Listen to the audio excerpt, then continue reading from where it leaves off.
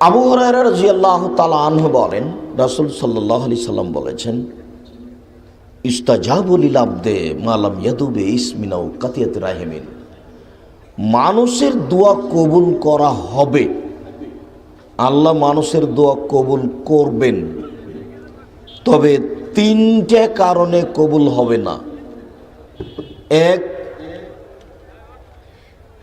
কাতিয়াতে রাহিমিন, বেইসমিন আও কাতিয়াতে রাহিমিন, পাপের জন্য যদি দোয়া করে তাহলে এই দোয়া কবুল হবে না। জেনা চুরি করার জন্য দোয়া করছে, এই দোয়া কবুল হবে না। দুই, সম্পর্ক ছিন্ন করার জন্য যদি দোয়া করে তাহলে এই দোয়া কবুল হবে না। তিন, মালাম ইয়াস্তাজিল, যতক্ষণ পর্যন্ত দোয়া করতে তাড়াহুড়া করছে ততক্ষণ পর্যন্ত দোয়া কবুল হবে না। তো সাহাবীগণ বলছেন যে মাল ইস্তিজাল, তাড়াহুড়া কি জিনিস, কিভাবে দোয়াতে তাড়াহুড়া হয়? তখন আল্লাহ রাসূল বলছেন যে ইয়াকুলু, বলে কাদ্দাউতু ওয়া কাদ্দাউতু মালামা ইস্তাজাবালি, কই কত দোয়া করলাম দোয়া কবুল হয় না। ফায়াস্তাহসিরু, তারপর অলস হয়ে যায়। ফায়াদু দোয়া, তারপর দোয়া ছেড়ে দেয়। এই হলো তাড়াতাড়ি করা, তাড়াহুড়া করা। যেটাই বলছেন বলতে থাকেন, মরা পর্যন্ত বলেন, হোক আর না হোক।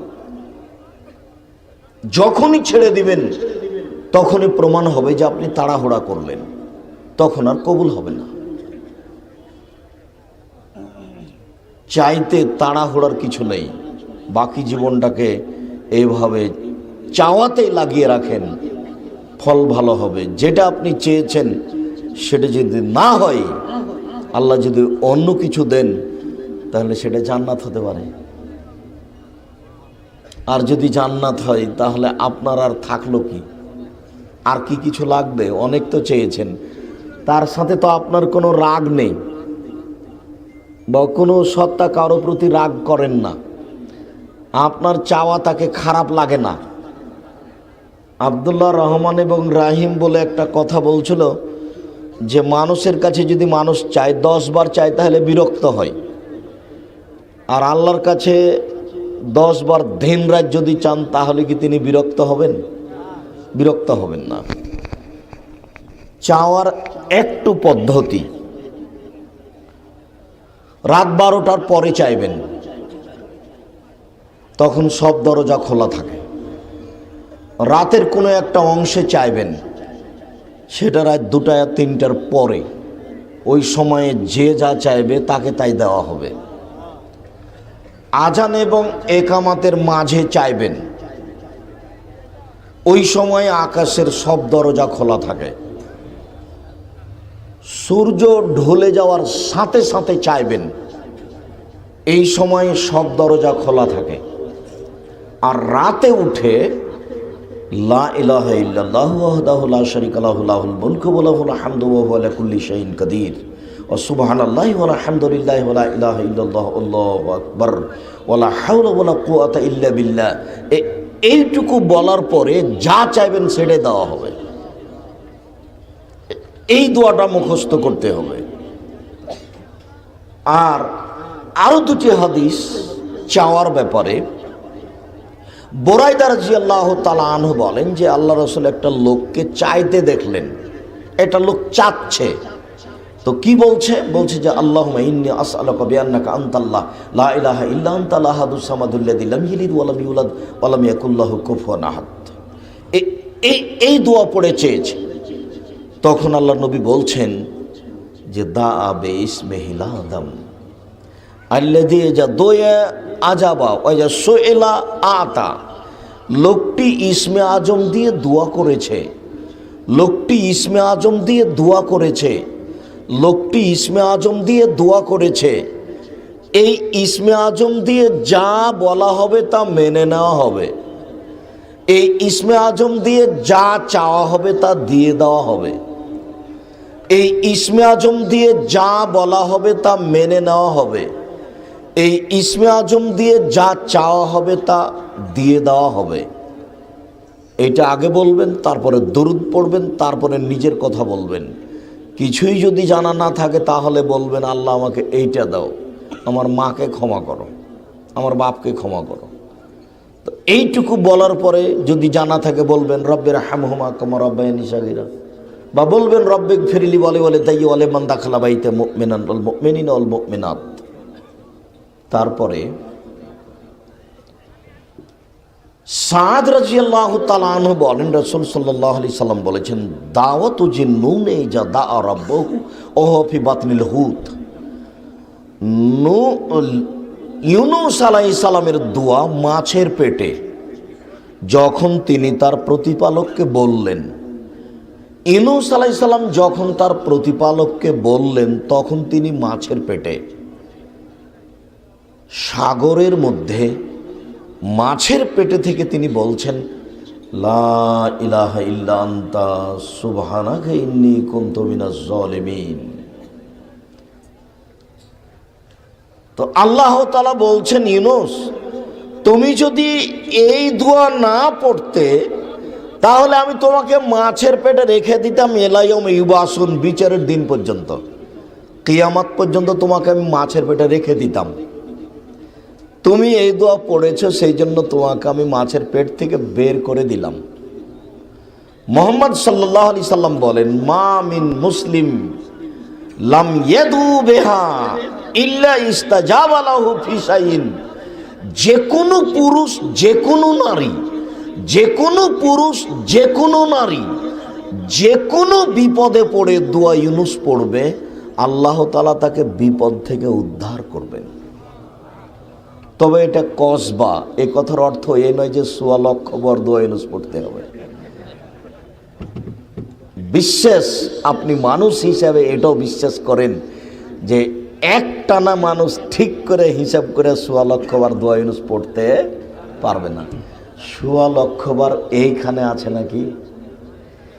১,০০০ বার হিসাব করেছে, এতে যে কত ভুল আছে। মুরব্বী বলছে আব্দুর রাজ্জাক সাহেব আঙ্গুলে তাসবিহ গণনা করব না। কেন? তাসবিহ দানায় তাসবিহ গণনা করলে ঠিক হয়, ভুল হয় না। এই জন্য আঙ্গুলে তাসবিহ গণনা করব না, তাসবিহ দানায় করব। তো ১৬ লক্ষ বার তাসবিহ গণনা করবেন কিভাবে? এইটা কিভাবে ঠিক করবেন? ১৬ লক্ষ বার কি এইখানে আছে? আল্লাহ মানুষকে সঠিক পথ দেখার তৌফিক দান করুক। আল্লাহর বিধান কত সুন্দর ছিল, তাকে কিভাবে বিপদে নিয়ে এসেছে ১৬ লক্ষ বার। আপনি আপনার সুবিধা মতো দোয়া ইউনূস পড়বেন, লা ইলাহা ইল্লা আনতা সুবহানাকা ইন্নী কুনতু মিনাজ জালিমিন। সম্মানিত দিনী ভাই বোন, ইসমে আজম পড়বেন, ইসমে আজমের পরে দরুদ পড়বেন, তারপরে যা ইচ্ছা তাই চাইবেন। ইসমে আজমের কথাটি আব্দুল্লাহর কথা থেকে আরেকটা আপনাকে অবগত করিয়ে রাখি। আয়াতুল কুরসির দাম এত বেশি কেন? ওখানে তো হালাল হারামের কথা নেই। আমিও বুঝি, কিন্তু কোরআন হাদিসের আলোচনা এভাবে বলতে হবে এইটা আমি বুঝতে পারিনি।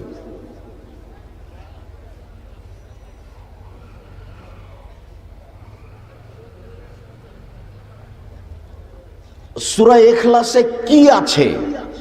সেখানে হালাল হারাম নেই, সেখানে সালাতের কথা নেই, সেখানে সিয়ামের কথা নেই, যাকাতের কথা নেই। আল্লাহর গুণাবলী আছে, তার বীরত্বের কথা বর্ণনা করা আছে।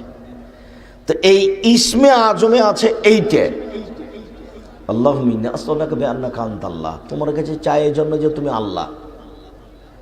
বিআন্নাকা আনতাল্লাহ লা ইলাহা ইল্লা আনতাল আহাদুস সামাদুল্লাযী, আল্লাহ ছাড়া কোনো মাবুদ নাই, তিনি নিরপেক্ষ মুখাপেক্ষীহীন, তিনি কাউকে জন্ম দেননি, তিনি কারো থেকে জন্ম নেননি, তার সমকক্ষ কেউ নেই। যেটা তিনি চান এতে তিনি খুব খুশি। এখন এইটা দিয়ে যদি চাওয়া শুরু করেন, তখন যেহেতু আগেই খুশি হয়ে গেছেন, এখন যা বলবেন সেটা মেনে নেবেন। তাকে আগেই খুশি করে দিয়েছি, তার মানে আর ভিতরে কোনো পীর ওলি আউলিয়া কবর মাজার কিছু নেই। লা ইলাহা মানে কোনো মাবুদই নেই, মানে কারোর কাছে আশ্রয় চাওয়ার কোনো পথঘাট নেই, ইল্লাল্লাহ। যখন এইভাবে বলেছি যে তুমি আল্লাহ, এই জন্য তো তোমার কাছে চাই, তুমি নিরপেক্ষ মুখাপেক্ষীহীন, তিনি কাউকে জন্ম দেননি, কারোর কাছে তিনি জন্ম নেননি, তার সমকক্ষ কেউ নেই, কারোর কাছে চাওয়া যায় না, এইরকম বলার পরে তিনি খুব খুশি। এখন দুরুদ পড়েন, দুরুদে ইব্রাহিম পড়বেন, অন্য দুরুদ আবার পড়বেন না। এখন কিছু বলেন, কি চান, জমি চান, ভ্যান চান, সেটা বলেন, আল্লাহ কবুল করবেন। তাহলে ইসমে আজম, তাহলে দুয়া ইউনুস, তাহলে লা ইলাহা ইল্লাল্লাহু ওয়াহদাহু লা শারীকা লাহু লাহুল মুলকু ওয়া লাহুল হামদু ওয়া হুয়া আলা কুল্লি শাইইন কাদির ও সুবহানাল্লাহি ওয়া আলহামদুলিল্লাহি ওয়া লা ইলাহা ইল্লাল্লাহু আল্লাহু আকবার ওয়া লা হাওলা ওয়া লা কুওয়াতা ইল্লা বিল্লাহ। এ তো আবার ওইরকমই আছে কথা। চান যা চাইবেন দেওয়া হবে। আজানের পরে সূর্য ঢলে যাওয়ার পর্বে রাত 12টার পরে সময়গুলিতে চাওয়ার জন্য অনুরোধ জানিয়ে আমি আমার আলোচনার শেষে চলে আসলাম। আমরা যারা বলছি যে আমি সুন্নি হানাফি, আমি ওয়াহাবি, আমি আহলে হাদিস ইত্যাদি, এসব বলা কি উচিত? জি না। একমাত্র আহলে হাদিস ছাড়া অন্য কোনো পরিচয় দিলে কিছু না কিছু ফতোয়া বা লোককে মানা লাগে, আর আহলে হাদিস পরিচয় দিলে কোনো ব্যক্তি বা কোনো ফতোয়াকে মানা লাগে না, কোরআন এবং সহিহ হাদিস বাস।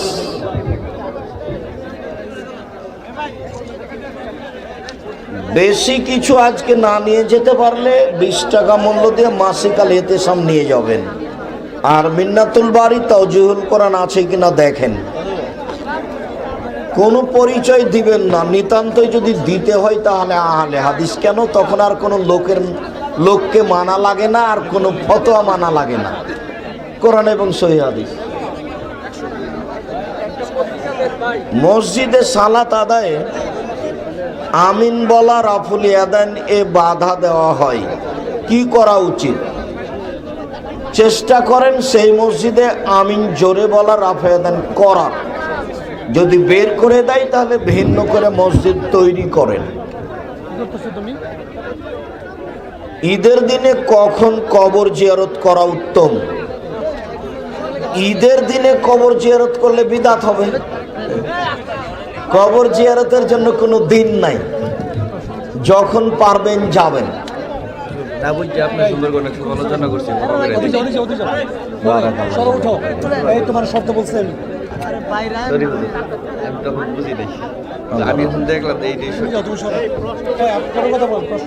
অনেকেই বুকে হাত দিয়ে নিয়ত বাঁধে, অনেকেই নাভিতে হাত দিয়ে নিয়ত বাঁধে,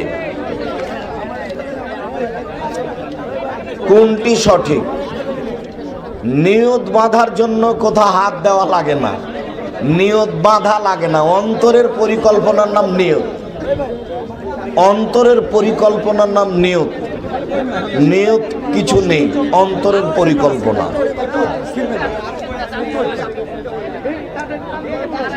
মোহতারাম, সালাতে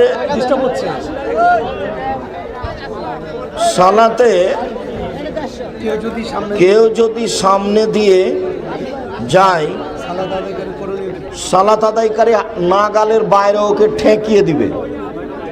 নাগালের বাইরে চলে গেলে যাবে, নাগালের ভিতর দিয়ে গেলে তাকে ঠেকিয়ে দিবে, জোর করে ঠেকিয়ে দিবে, একবারে জোর করে ঠেকাবে হাত দিয়ে।